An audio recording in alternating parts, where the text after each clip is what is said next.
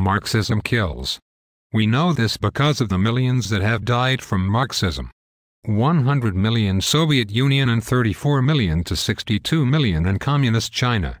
It makes the Jewish Holocaust look like child's play. Yet we grew up in a time when people thought about communism like the song Imagine. They imagined a world of atheists and peace and harmony.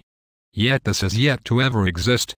Communism cannot exist in this state because the corruptible nature of man, and man's relationship to power, this ideal version of life will never exist.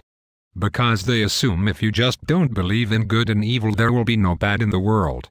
Somehow they think they will transcend the trauma and all that is bad in the world if they don't believe that it exists.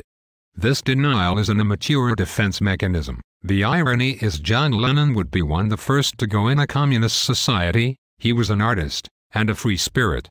Something only found in a free society. There are no pop music stars in China.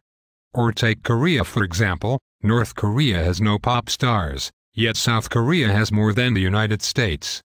John Lennon would be in a concentration camp if he were alive in North Korea. I don't like the message of every song written by John Lennon, but I think that the Beatles could make some music. I might disagree with the message, but I'm glad to live in a country that people can disagree about messages without ending up on the wrong end of a mass murder.